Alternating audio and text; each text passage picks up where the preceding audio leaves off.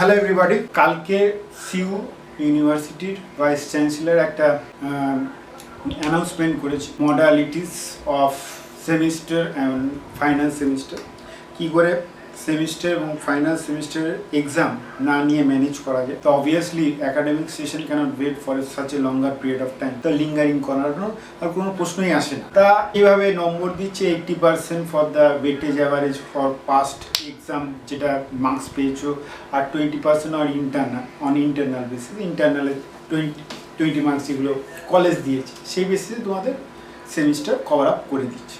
That is not an issue. Issue হচ্ছে যেটা হচ্ছে regarding back paper, the marks will be awarded on the basis of best score obtained in the remaining qualified paper of that semester।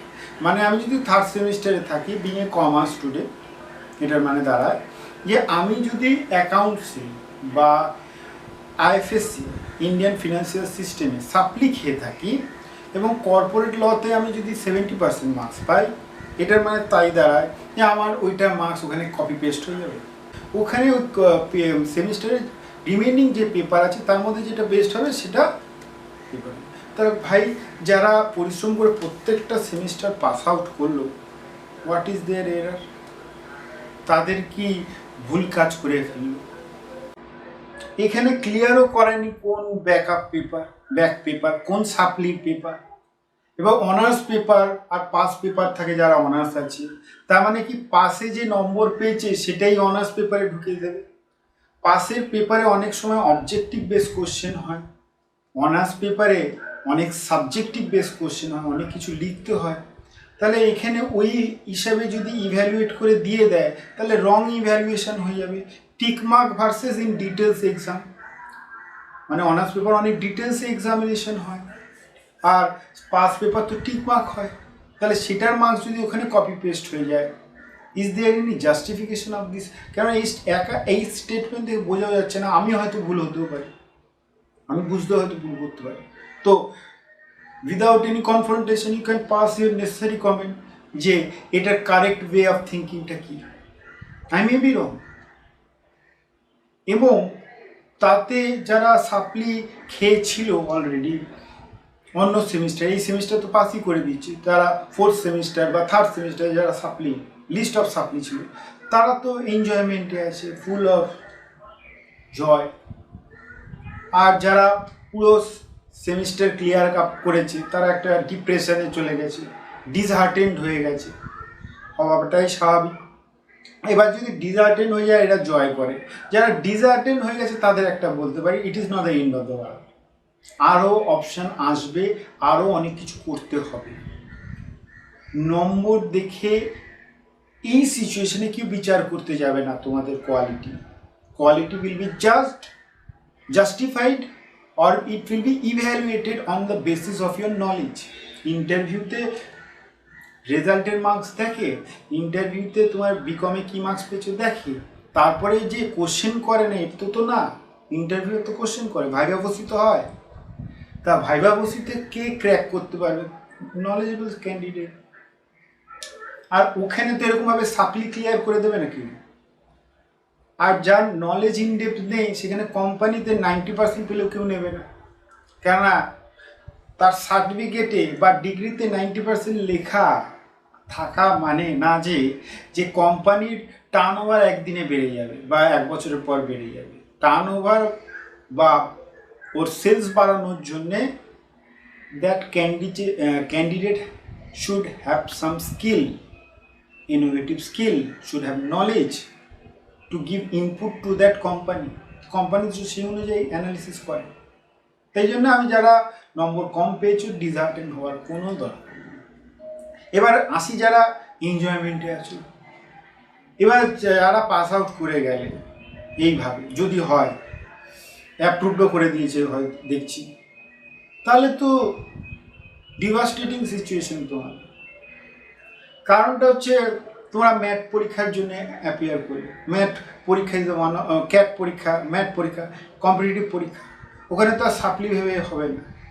দাও বা chance পেলে এমবিএর জন্য বা ম্যাটে through the এমবিএর জন্য, সেখানেও তো এফএম, সেখানেও তো অ্যাকাউন্টস থাকবে। তা ওখানেও কি এরকমভাবে সাপ্লি ক্লিয়ার হবে না? অনেকেরা ব্যাংকের পিওর পরীক্ষা দেবে, তো পরীক্ষা দিতে গেলে তো জানতে হবে জিনিস, সেখানেও তো কপি পেস্ট হবে না। তা শুধুমাত্র এই সার্টিফিকেট পেয়ে খুশি হয়ে যাও না, ফেস দ্য হার্শ রিয়ালিটি। এখন জব মার্কেটের অবস্থা খুবই খারাপ। আর সেকেন্ডলি তোমাদের একটা কথা বলতে পারি যে তোমরা কমার্স স্টুডেন্ট, আমি কমার্স সাবজেক্টই পড়াই। কমার্স সাবজেক্টে একটা পারচেস কনসিডারেশন বলে একটা কনসেপ্ট আছে, আর হয়তো তোমাদের 5th সেমিস্টারে ছিল অ্যামালগামেশন। অনেকেরা ফাঁকি মেরে ছেড়ে দিয়েছে, রিকনস্ট্রাকশনে চলে গেছিল, কারণ ওটা অনেক সোজা। অ্যামালগামেশন যদি পড়তে তাহলে একটা জিনিস বুঝে যেত। অ্যামালগামেশন যখন কেনা কাটা হয়, কোনো কোম্পানিকে কেনা হয়, অ্যাবজর্ব করা হয়, আইদার শেয়ার্স ওই সব দিয়ে। এবার জিনিস শেয়ার কোম্পানিটার দাম 30 লাখ টাকা, আর যে কিনছে সে বলছে না না আপনাকে 30 লাখ টাকা দেবো না, আমি 40 লাখ টাকা দেবো। কেন হট করে এরকম দাম বাড়ি? কেন বলছে আপনার যে রিটার্ন আছে, তাহলে আপনার যে মার্কেটে যে গুডউইল আছে, I will be getting huge return, intangible asset. ওই নাম খাটিয়ে আমি অনেক কিছু ইনকাম করে দিতে পারবো, তাই জন্য দেখে অ্যাসেটের থেকে বেশি দাম দিচ্ছে। That is call goodwill. যারা পরিশ্রমী, যারা পরিশ্রম করে বেরো, তারা এই গুডউইল ক্রিয়েট করে। Goodwill cannot be created one fine morning. It takes some time, it takes some pain, no gain otherwise. এবার তোমাদের কেসটা হয়ে গেছে, কোনো কোনো কোম্পানি আছে একদম sick industry, sick firm, company কিনছে অ্যাজ এ লাইবিলিটি, 20 লাখ টাকা দাম অ্যাসেটের, বলছে আমি 10 লাখ টাকা দেবো, 12 লাখ টাকা দেবো। তার মানে কোম্পানি 20 লাখের অ্যাসেট কিনে 12 লাখ টাকা দিল, 8 লাখ মুনাফা করল। That is capital reserve. মানে তোমাদের যদি কোম্পানি কোনো সময় চাকরিতে নেয়, হাইলি কোয়ালিফাইড জবে তো নেবে না, হাইলি লজিক লাগানোর জবে তো নেবে না। যদি নেয়ও কম লেভেলের, মানে যেখানে মাথা কম খাটাতে হয়, লজিক কম খাটাতে হয়, নিলেও যেটার স্যালারি যদি 20,000 15,000 হয়, 8,000 দেবে। তাহলে 7,000 6,000 টাকা তো ওর লাভ হয়ে গেল। কোম্পানি 15,000 20,000 টাকার কাজ করালো, 10,000 টাকা দিল, তাহলে কোম্পানির ক্যাপিটাল রিজার্ভ হলো আর তোমার লস হলো। Do not get too much excited. এটা সার্টিফিকেট পেয়ে তোমার আজ যে পড়াশোনা করছো, to get something out of it. আর আমি গভর্নমেন্টকেও বলবো to think about this matter, যে এই সিচুয়েশনে এইভাবে যদি করে, তাহলে তো এগেন আমি বলছি, যদি আমার বুঝতে ভুল হয়, পার্সোনাল রিকমেন্ড, ক্লারিফিকেশন নেই কিছু। অনার্স পাসের কীভাবে অ্যাডজাস্ট করা হবে, টোটালি ইন্ডাল। তা এখানে গভর্নমেন্ট একটু অন্যভাবে যদি কিছু করা যায়, ব্যাক পেপার কীভাবে ক্লিয়ার করা, আমি ফাইনাল সেমিস্টার বা টার্মিনাল সেমিস্টার যেভাবে ক্লিয়ার করছি, আর নো ইস্যুস, বাট ব্যাক পেপারকে যদি এইভাবেই ক্লিয়ার করানো হয়, তো কম্প্রোমাইজ করা। ব্যাক পেপার নিশ্চয় পরীক্ষা দিয়েছে, ফেল করেছে, he is not eligible, and I am making him eligible or her eligible. এইটার ব্যাপারে গভর্নমেন্টের চিন্তা ভাবনা করা। আর সেকেন্ডলি আরেকটা জিনিস দেখা, যে আমাদের যে mode of education traditional way থেকে অনেকটা আলাদা আসতে হবে এই সিচুয়েশনে, where it requires or স্টুডেন্টকে এনকারেজ করতে হবে two think about new idea, new creativity, এবং ইমপ্লিমেন্ট কী করে করা যায় ইন প্র্যাকটিক্যাল ওয়ার্ল্ডে। শুধুমাত্র বুকিশ নলেজ দিয়ে, শুধুমাত্র মার্কস ওরিয়েন্টেড হলে হবে না। মার্কস দিয়ে তো আমাদের দেশে স্টিভ জবের মতন এরকম ক্রিয়েটার হয়নি, যে যার ফোনের জন্য 1 লাখ 1.5 লাখ টাকা দিচ্ছে লোকেরা। তা something is wrong in our education. We do emphasise on marks, rather we should emphasise on our knowledge. Why, কেন করছি এই পড়াশোনা বা এই টপিকটা, and how means how it will be implemented, how I can implement in real life situation. সেটা আমাকে স্টুডেন্টকে ভাবার চিন্তাটা বাড়িয়ে দেওয়া। এইভাবে এডুকেশন স্ট্রাকচারটা হওয়া উচিত আমার মতে। আমি খুবই সামান্য মানুষ, 4 বছর 5 বছর ধরে পড়াচ্ছি, কিন্তু যাদেরই আমি পড়াই তাদেরকে আগে ফার্স্ট প্রায়োরিটি আমি বলি ওয়াই অ্যান্ড হাউ, কেন এবং কিসের জন্যে। তাহলে এই যে মুখস্থ করা মাগ আপ করা এই কনসেপ্টটাই আউট অফ উইন্ডো হয়ে যায় এবং এটা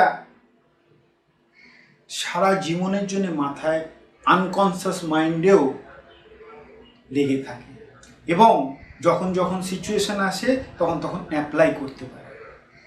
আমরা ইওকিউ পড়েছি, তোমরা কস্টিং ইওকিউ পড়েছো। ইওকিউ কতভাবে ইউজ করা যায় কোনো আইডিয়া নেই তোমাদের। এই যারা আলুর চপ বেগুনি ভাজে সেখানে ইওকিউর কনসেপ্ট হবে। এবার তোমরা ভাবে কী করে, তোমাদের ছিল অ্যানুয়াল কনজামশান, ওখানে মান্থলি কনজামশান বেগুনি পেঁয়াজি লাগে এবং বেসন লাগে এবং যখন কোনো ভাজে তার আগের থেকে দেখবে তেল গরম করে, তারপরে গরম হলে তেল তখন ওইগুলোকে ফেলে, বেগুনি পেঁয়াজিগুলো ফেলে। মানে এটাকে বলা হয় অর্ডারিং পিরিয়ড বা অর্ডারিং কস্ট। তেল পুড়ছে, খরচা হচ্ছে, অর্ডারিং কস্ট। অ্যানুয়াল কনজামশান বেসন সবজিগুলো এবং এই যে যখন তৈরি হয়ে যায় এই বেগুনি পেঁয়াজি, এটা তো একটা জায়গায় রাখে, চট করে কি বিক্রি হয়ে যায়? তা সেই অনুযায়ী ইওকিউ মানে কি, কতটা কোয়ান্টিটি আমার কেনা উচিত, যখন আমার স্টক ফুরিয়ে যাবে কতটা কোয়ান্টিটি। এটা আমাদের রিয়েল লাইফে হতো। আমাদের বাড়িতে চাল ডাল তেল লাগে না, আমাদের সবজি আনাজ লাগে না, তার থেকে আমরা কি করি এফিশিয়েন্টলি চলতে পারি এবং আমাদের জিনিস নষ্ট হওয়ার পসিবিলিটি কমে যায়। This is innovative thinking. This is we should implement our knowledge. ইওকিউ তো আমাদের রিয়েল লাইফে ইউজ করা। এই যে আমি আলুর চপ পেঁয়াজি বললাম, এটা নিজের বাড়িতেও ইউজ করা। তা এইভাবে তোমরা যদি নলেজ গ্যাদার করো, তা whatever may be the situation, you can overcome any situation. নলেজের একটা এডুকেশনে একটা ডেফিনেশন পড়ছিলাম, to bringing or developing yourself. Educate to develop within yourself. Henry Ford একজন বড় ইন্ডাস্ট্রিয়ালিস্ট ছিল, হাইলি কোয়ালিফাইড লোক ছিল না। সে জানতো কোন নলেজটা দরকার এবং কিভাবে দরকার এবং কেন, ওয়াই অ্যান্ড হাউ। প্রথমেই নলেজ নেওয়ার আগে ওয়াই অ্যান্ড হাউ, তাতে এফেক্টিভনেস বেড়ে যায়। এবং সেই জন্য আমি বলছি যে গভর্নমেন্টকে, যে আমাদের ইকোনমিতে একটা সার্কুলার ফ্লো অফ ইনকাম আছে, কনসেপ্ট ইনজেকশন অ্যান্ড লিকেজ। আমার মনে হয় ওল্ড মেথড অফ টিচিংয়ে লিকেজ করে দেওয়া উচিত আমাদের এডুকেশন সিস্টেমে আর এডুকেশন সার্কেলের থেকে, আর ইনজেক্ট করা উচিত ইনোভেটিভ ওয়ে অফ এডুকেশন, যেখানে স্টুডেন্ট এনকারেজ হবে টু নো মোর এবং এই বোরিং প্রসেসের থেকে ইনোভেটিভ আইডিয়া ঢোকালে ওদের প্রসেস অফ লার্নিংটাও খুব এনজয়েবল হবে। They can relate within themself. As if এখানে এখন যেটা হচ্ছে, যেন ওদের সুগার হয়েছে, ডায়াবেটিসের ওষুধ মুখে বুঝে বুঝে বা তেতো কোনো মেডিসিন, হার্বাল মেডিসিন খাওয়ানো হচ্ছে এবং অবভিয়াসলি তাদের কোনো ওইটা কনজিউম করার ইচ্ছা নেই, ডিফাঙ্ক্ট হয়ে গেছে ওদের থেকে, স্টাডিজ থেকে ওদের। এবং এখান থেকে বাঁচবার একটাই রাস্তা, ওই ক্রিয়েটিভ বা innovative thinking way of teaching. এইখান থেকে বেরোনোর জন্য স্টুডেন্টকেও এফোর্ট দিতে হবে, এক হাতে জিনিসটা হয় না। এই যে এতদিন লকডাউন আছে, everybody are engage, what will happen about exam, but nobody is bother how to continue their learning process.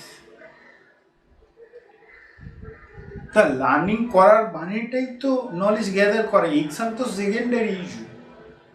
আজকাল আমি অনেক সময় শুনি বিদেশে ইউটিউব থেকে বিভিন্ন স্কিল লোকেরা শিখে নিচ্ছে এবং তারা ইমপ্লিমেন্ট করছে এবং কোম্পানি তাদের রিক্রুট করে নিচ্ছে, because they know how to implement those thing, whether they have got any certificate or not doesn't matter. They know why and how, and from which process they have learned it doesn't matter. তাই জন্য সার্টিফিকেটটা secondary issue.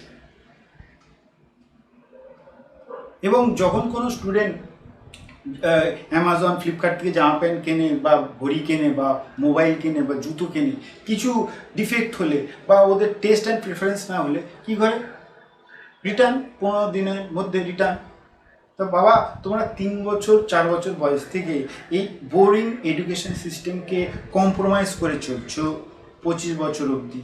Y shouldn't you demand for new way of learning? এটা যতক্ষণ না তোমরা demand করবে, nobody is going to give you. আর without the power of knowledge তোমরা কিছুই করতে পারবে না।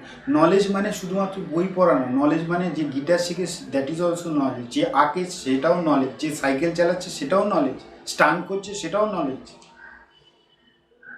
উইদাউট নলেজ তো পারফর্মই করতে পারবে না। যে খেলছে সেটাও নলেজ, প্র্যাকটিসের থ্রু দিয়ে বা এফোর্টের থ্রু দিয়ে সেটা গ্যাদার করছে ডে ইন ডে আউট। আর সেগুলো তো আরও মোর টাফ দ্যান এডুকেশন। তার বেশি কথা না বাড়িয়ে এটাই আমার পয়েন্ট অফ ভিউ ছিল রিগার্ডিং এই ব্যাক বা সাপ্লিকে কী করে ক্লিয়ার করছে। তো অবভিয়াসলি কমেন্টে অন্য পয়েন্ট অফ ভিউ থাকতে পারে, আমার পয়েন্ট অফ ভিউটা আমি বললাম। এটা it may be affecting or creating a dent in our education system. এইভাবে যদি ফাইনাল সেমিস্টার বা মিডিলে যে সেমিস্টার আছে ক্লিয়ার করে দিই, দ্যাট ইজ ওকে। বাট এইভাবে ব্যাক যারা অলরেডি পরীক্ষা দিয়েছে এবং ফেল করেছে সেই সাবজেক্টগুলোকে এইভাবে ক্লিয়ার করে দেওয়া উচিত না। তো বাই এভরিবডি, মাঝখানে অনেক এক্সাইটেড হয়ে গেছিলাম। And take care of yourself and take care of your health.